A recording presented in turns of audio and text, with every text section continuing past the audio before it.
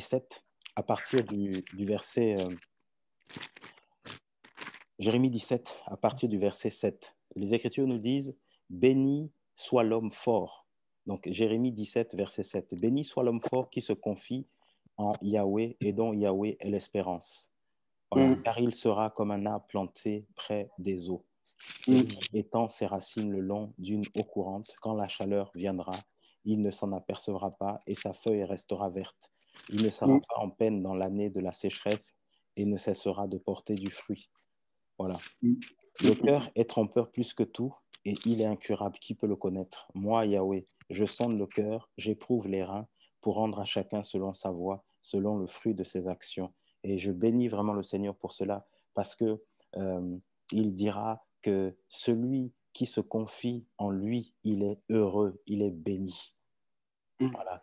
C'est une béni. Nous sommes bénis. Le fait de nous confier ce soir entre les mains du Seigneur, nous nous remettons à lui. Nous avions des occupations, nous avions la fatigue parce qu'on a travaillé la semaine, on a travaillé certains dans la journée. On pouvait faire autre chose. On pouvait aller dormir, on pouvait aller se reposer, mais nous mettons ce temps-là à part, nous nous mettons à part, nous nous séparons du sommeil, nous sortons de nos lits, nous prenons un temps pour que le nom du Seigneur soit glorifié. Et il dit que ces personnes-là qui se confient en lui, parce que ça, c'est se confier dans le Seigneur, et bien, il dit que ces personnes-là sont bénies. Donc, rien que le fait d'avoir fait cette démarche-là, de dire, oui, Seigneur, je vais participer parce que je veux voir ta face, je veux t'adorer, je veux m'humilier devant toi, je veux te consacrer ma vie encore, je veux donner ma vie en offrande encore, je veux, Seigneur, voilà, te laisser toute la place, prends encore la place dans ma vie, augmente ta présence dans ma vie, viens dans ma vie, remplis ma vie. Eh bien, rien que le fait de faire cette démarche, il dit que tu es heureux, tu es béni. Voilà, parce que tu l'invites dans ta vie. Et ce soir, nous voulons inviter le Seigneur encore dans nos vies.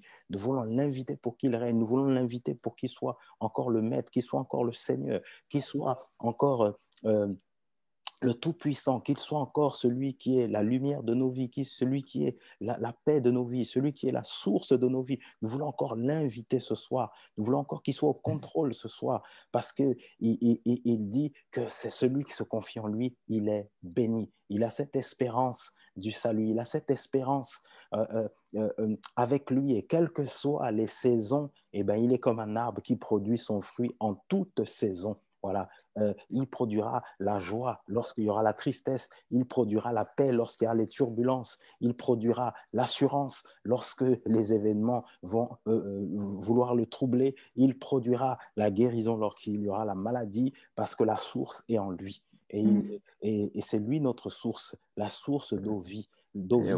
C'est lui notre Seigneur. Et il dira que voilà, le cœur est trompeur par-dessus tout, mais c'est lui qui le connaît. Lui, le Seigneur le connaît. Lui, le Seigneur sonde le cœur, il éprouve les reins et il rend à chacun selon sa voie, selon le fruit de ses actions. Donc, le fait de te mettre à part, sache que devant le Seigneur, si tu es sincère, si tu marches avec lui, ce n'est pas en vain. Voilà, ce n'est pas en vain. Et ce soir, je veux encourager quelqu'un. Ce n'est pas en vain. Si tu marches avec le Seigneur, tu t'es mis à part, même s'il y a des épreuves, même s'il y a des combats, même s'il y a des difficultés, même si les gens se moquent de toi, même si les gens il y a des railleries, les gens te ridiculisent dans le secret, les gens sont des hypocrites, sont faux avec toi, même si les gens ne te considèrent pas, les gens ne te calculent pas, mais le Seigneur te dit ce soir, voilà, que tu es béni. Le Seigneur te dit ce soir de regarder à lui. Le Seigneur te dit ce soir, voilà, que c'est lui qui est le maître de ta vie. Il te dit, le cœur est trompeur. Oui, les sentiments sont trompeurs. Oui, tu as été déçu. Oui, tu as été blessé. Tu as été rejeté. Tu as été rabaissé. C'est vrai. Mais il dit qu'il est celui qui rend à chacun selon ses actions. Donc, ta vie avec le Seigneur n'est pas en vain. Ta marche avec le Seigneur n'est pas vaine.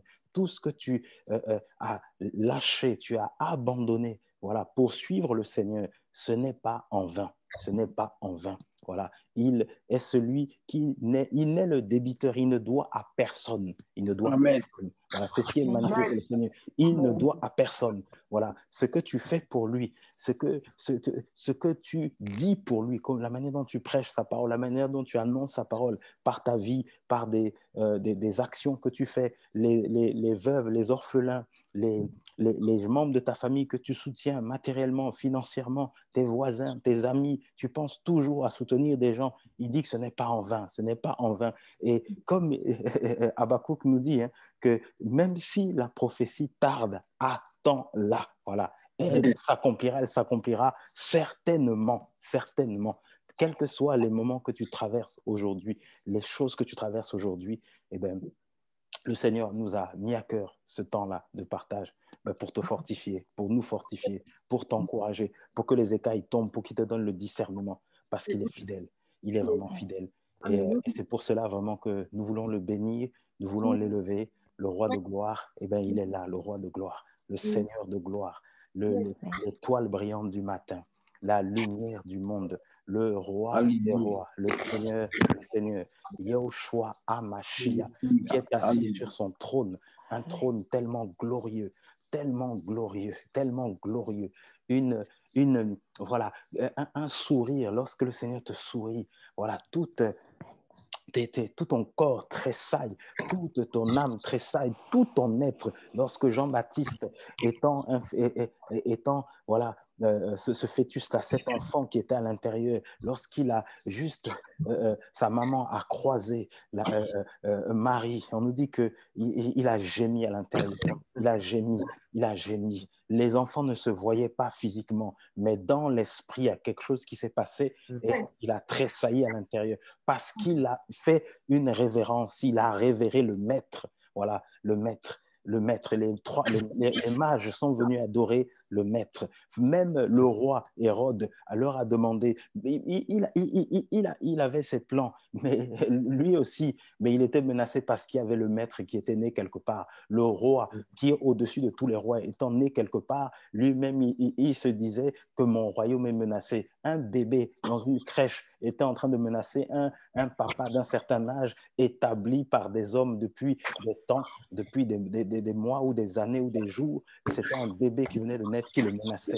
Oh, alléluia, parce que le Seigneur, quand il arrive, tout genou fléchit. Et c'est ça notre espérance, bien-aimés. Quel que soit ce que les sorciers ont fait, les occultistes, les magiciens, les sorciers, que les amis, je ne sais quoi, des sorts qu'on a pu dire, des paroles de malédiction qu'on a pu dire, le roi des rois, il s'est levé pour toi, il s'est levé pour moi, il s'est levé pour nous, il a donné sa vie à la croix, il est mort à la croix pour que nous ayons la vie et nous le bénissons parce que nous avons la vie. Vraiment, Alléluia.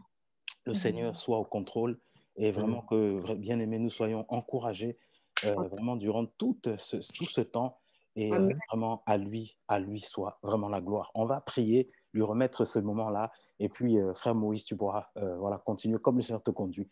Père, nous te bénissons. Papa, nous te louons. Vraiment, nous savons, Seigneur, que tu es l'Aleph, tu es la fin, Seigneur, tu es le commencement, la fin. Te remettons toutes choses, Seigneur. Merci vraiment pour ta grâce et pour ta puissance, Seigneur.